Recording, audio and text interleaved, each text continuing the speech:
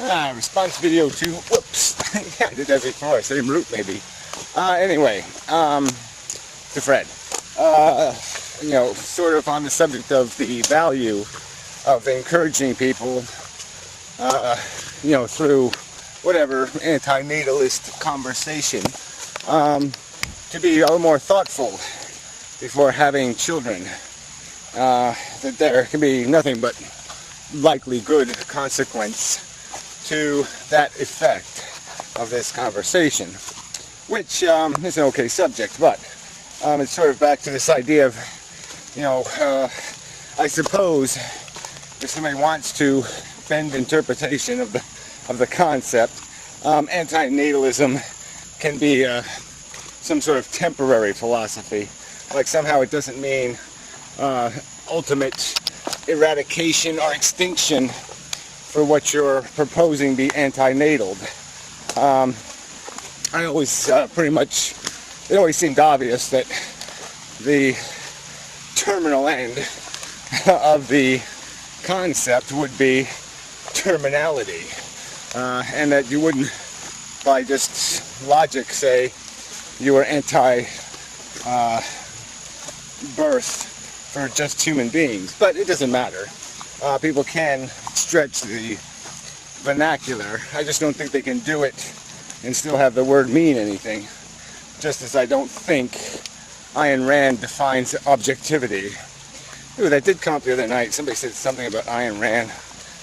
It was sort of annoying. Yeah, who was that now? Yeah. Yuck. I think it was Zombits, actually. But it doesn't matter. Isn't a good writer. Yeah, well, whatever. I'm telling you, if you got to take 10,000 pages to write something, you're not a good writer. But it doesn't matter.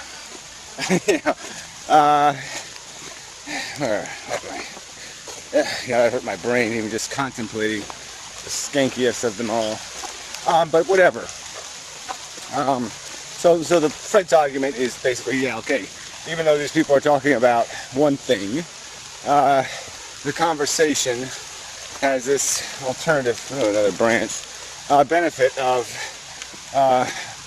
perhaps leading to something else. Just as some people would argue that it would be good to have population reduction. So in the name of population reduction, they will be antinatalist until kind of thing. Like say we reach some magic number, then they'll say, okay, go ahead and be wacky again. Well, anyway, the point I wanted to get to was just that obliging these people who are pronatal to explain, or even the people who've had kids, explain, even in hindsight, exactly what, if they're going to defend their choice to do that, that is, their understanding of the point or accomplishment to be satisfied through the adventure, what they intend to accomplish. I mean, we would expect this much if, like I said, if I was going to do a scientific experiment and it required experimenting on, a couple of hundred great apes, orangutans and such, I'd have to submit papers. I'd have to defend why I need to expose these great apes to potential harm. I would have to have an excuse to do that. And I'd like to hear the excuses from the people who think they have right or authority. And if all they're going to use as authority is like a pyro excuse, DNA gives me the right, natural construction gives me the right, have penis will rape kind of argument, that because you have the faculty to do it, you have a right to do it under any circumstance and for any cause and for any reason, just as it happens to be a biological function. And that is just such bogus nonsense. And that's sort of part of the argument here. Isn't the whole human race been trapped in bogus nonsense? Isn't that the truth here? And isn't that what has changed the world, turned it upside down compared to what it was, is this realization that we have been just Borg slaves to silly notions of presumed purpose, not any kind of real definition of accomplishment or usefulness or function. We just lived off of a God delusion, or a delusion of human grandeur, like we just couldn't possibly not be incredibly functional. That there's no way to, like our psychology is so solid and has such integrity that there's no way it could be just a laughable joke, that we glorify the magnificence of our silly ambitions and our trivial pleasures. I think all that needs some defending before anybody makes an argument for enabling, for anyone's right to impose life on other humans. And I would include other sentient beings, because it is all for one's own self-indulgence, to satisfy needs of your own. And so you gamble with something else's welfare. They take the risk so you can have the reward. And you're counting on the fact that somehow they'll be delusional, they'll accept their Borgie role, they'll wear the patriotic human life t-shirt and be one of you, and go rah, rah, rah in the stadium with a home team of, human dominance of the universe, and call it the day and say, I've completed my job as a thinking beast. And that's a pretty low standard of job completion. A pretty poor definition. It's a job poorly done as a thinker, as something presumed by itself to be intelligent and to have an intelligent quotient. No, I don't think so.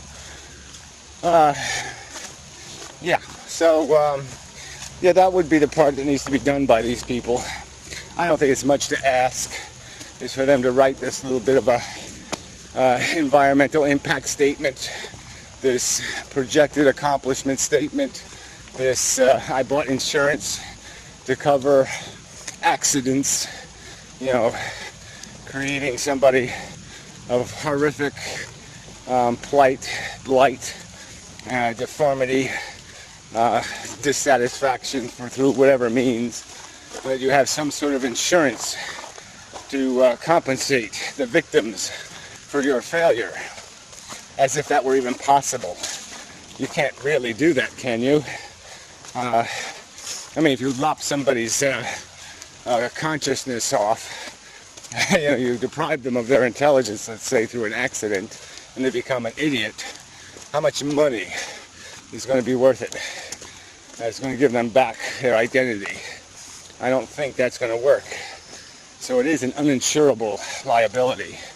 There are uncompensatable costs that can be a potential outcome. So it can only be described as an act of bold, aggressive irresponsibility. And that maybe there should be some conversation about the fact that, having kids maybe should be it's good enough cause right there to say no until you can control the experiment. Until you can make them as dumb as you, as delusional as you. Until you can make your Mary Had a Little Lamb, Santa Claus, Jehovah, the magnificent DNA molecule, God, so you can put those delusions in the mind of your potential victim, so you're assured that no matter what happens to them, they'll say the words, "Thank you for bringing me here to play stupid game me likey play hopscotch and tic-tac-toe. Yeah, so until you can do that, you really can't play the game. So you ought to be working on that one. Impose life on yourselves. Do your experiments on yourselves. Don't pass the buck to some other consciousness to pay the bill for your indulgences. Yeah, because that's bullshit. It is. And the other part of this, I suppose, especially coming from Fred, this Fred's sort of conceited. Okay, he's not had a horrific life, but he wouldn't do it over again. And that's what he said. And so you got to say, well, that should even mean something to people. That should somehow ring a bell somewhere. Because there are people out there that haven't been, that have generally have good things to say about life, but overall they just wouldn't play the game because the negatives are a little too expensive for the little party hat and the little blowy whistly thing and the confetti. So it's too high a price, too pricey. And so again, that should be a warning sign, a signal to people. Well, gee, try to be careful here. Because even people who, have the obvious intelligence to navigate the game of life still can't find a way to do it. Still can't find a way to play it,